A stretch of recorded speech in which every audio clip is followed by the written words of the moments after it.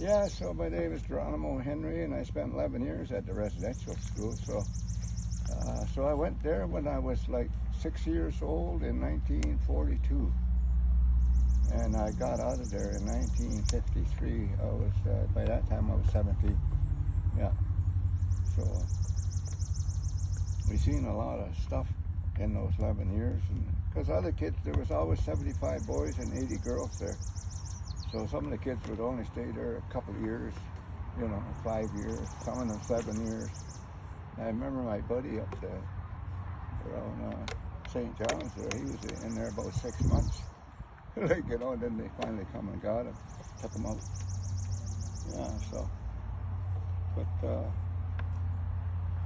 Yeah, so my mom, the reason why I got there, like my mother and father had separated. So I had a brother and 2 sisters that went there, and two of them stayed home. And actually, what they built these 139 of these schools across Canada was to kind of like to assimilate the native kids into the dominant society.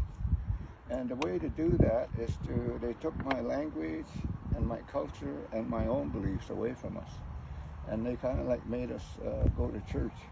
And I guess that's kind of like what these schools are all about. Is to assimilate these kids, native kids, into the dominant society. So I guess, if there's any good out of these residential schools, that might have been the thought in the beginning, in the 1800s.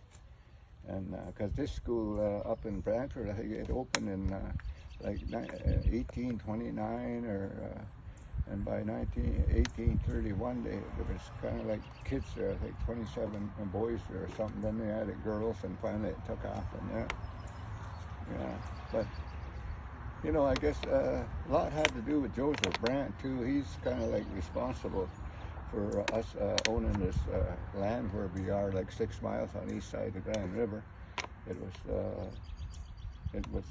He's doing, I guess, and I think we got papers saying that he wanted to have a church.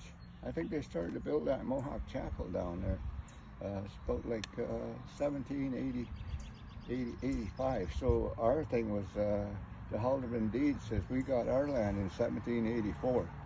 So that's when we got this 6 miles on the east side of the Grand River. And so I guess a year later, maybe Joseph Brant wanted him to build a church. Apparently, I guess he was a Christian.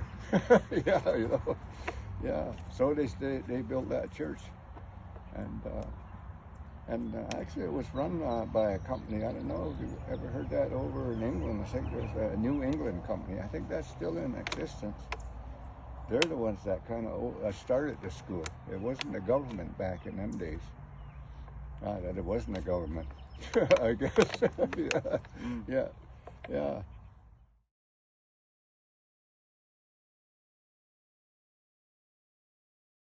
But I remember, so when that Harper the government made the apology to the survivors of the residential school. So it came out in a big thing like this, with a piece of paper like that. It was big, and it had French on one side and English on the other side. So I got some copies, and I read it. But I don't think too many survivors accepted that. So, and I used to go around and talk to a lot of schools, public schools, high schools, universities, about my story about in the residential school. So, and sometimes I got maybe 10 or 12 of these photocopied, and I'd have them with me, so. Because I'd talk for an hour, and I'd talk for 50 minutes, and then we'd have a 10-minute question and answer period. So, and that's what some of the questions would be, some would say, well, what do you think about the apology? And I'd get one of these, I'd fold it in half, then I'd fold it, and then with just a quarter then. And then I'd go like that, and I'd rip it all up, and I'd throw it on the floor. I said, that's what I think about the apology, Well, why is that? And I says, here's the reason.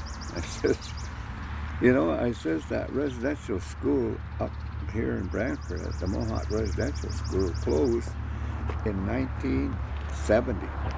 Now, why did it take the government all these years to, now it's like 2005 or 6 or 11 or something when the apology come out. Why did it take them so long to do that, to apologize? You know, if the, I says, I don't accept that. I said, for that reason. And I said, well, why didn't he come out like in 1970 it closed? Well, why didn't the government then like, well, let's give them a year, you know? Let's give them a year to think it over, what they did. They knew what they were doing to us all along, right from the time it started, you know. And why didn't they just, what do you call it, like a year after it closed, why didn't the government apologize then? Then I might have believed it, you know. I might have believed it more than after this. Now it's kind of like 10 or 12 years, all I don't know how many years that is from, you know. Yeah, so that's the reason why I just throw it on the floor and I said, that's what I think of it, and that's it. Yeah. So.